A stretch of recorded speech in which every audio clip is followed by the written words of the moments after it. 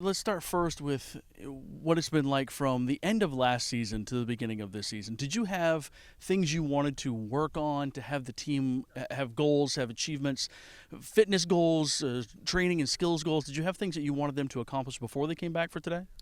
Yeah, we had in the spring was probably the hardest time for our program. It's actually, I think, a little bit easier now in preseason, but in the spring when we didn't have our seniors practicing with us and we had so many first year players that really had to redshirt the year, because we had so much experience.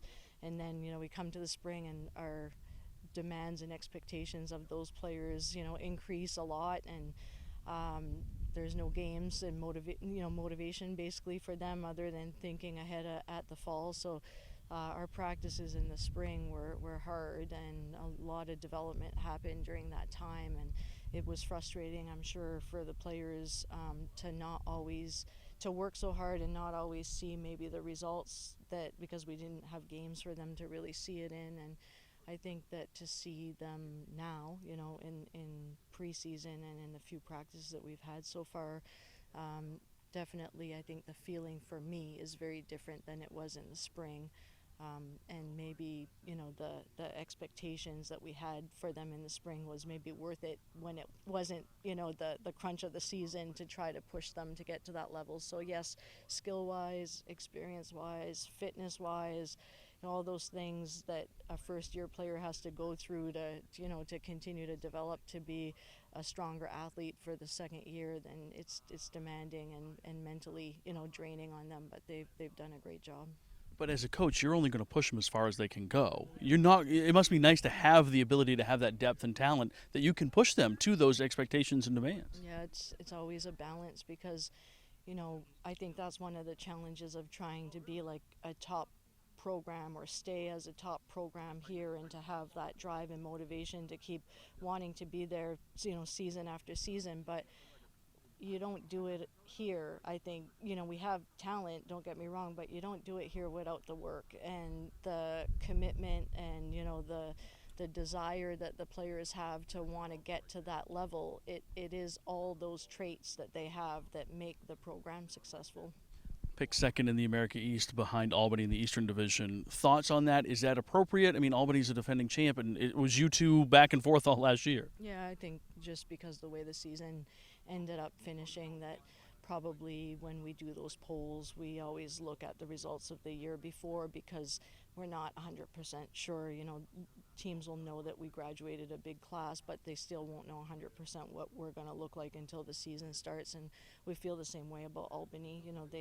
They lost some central players on their team as well, and until we see them, start the season, then I still feel like our conference is, especially with the California schools, it's very competitive, and now we only play each other once, so those games become like that much more demanding for placement. And but maybe some added motivation this year because the winner of the East will get to host the America East Championship, and we really haven't had the ability to do that in the last 4 years because it's been like a bid process. And 2 years the tournament's been on the West Coast, so out of the last 4 years there were really only two opportunities to try to get it here. So I think at least from a player standpoint, even though they were always trying to finish first, to have a better quarterfinal game or a better semifinal game, I think is different when you're playing for like home court advantage.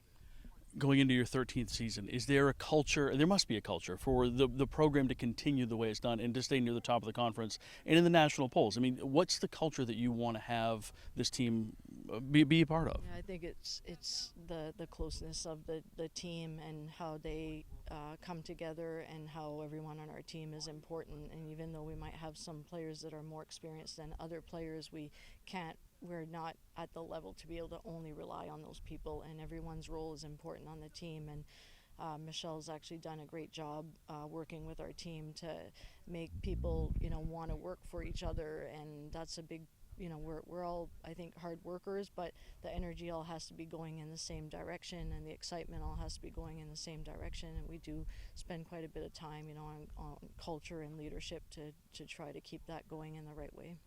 Other than wins and losses or championships or things like that, what makes a season a success for you?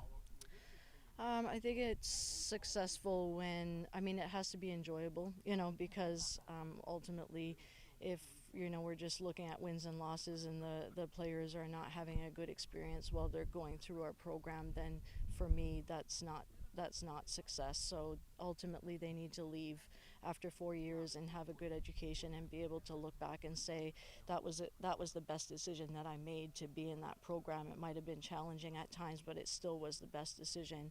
And not to leave and think that their time here maybe would have been better somewhere else. And you've brought in, what is it, 9 players from Maine high schools that are coming in, and it just kind of, you keep bringing in some of the top kids in the state and keeping them home. I think that's been like so key for us, and I know that we've had players from Maine, like even last year on our roster, who had to redshirt and make that sacrifice, and that's not easy mentally, because they could maybe go to a different program and be a key contributor to that program, and that's what they're deciding in the recruiting process is, I guess what type of player they want to be, and if they want to be challenged to be able to do that. And maybe that is a big part of our culture too, is that the players from Maine who decided to stay have decided to stay knowing that it would be challenging and that they would have to work and that it might take a little bit of time, but they might have to trust the process, but in the end they're going to be a better player for having done it. And I think that's what's exciting with this year's team, is that we can see some of those Maine players that that's happened for them, and they'll be a big part of our roster for the season.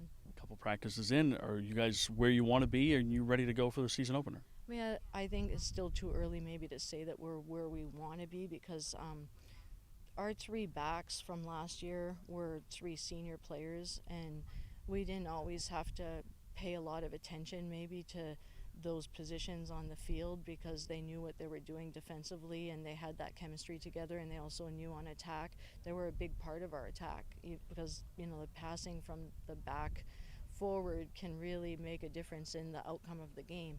And I think that's been maybe the thing that we've been trying to evaluate during our first few scrimmages with each other, is just who of the backs that are younger in our program are going to be ready to do that, and might not be able to only rely on 3, and there might be some juggling of that at the beginning and some juggling of formation, which we haven't really had to do that much over the last year. So in terms of being 100% ready, I don't think we're like at that point, but I think we'll get there by the time we get to the beginning of our season.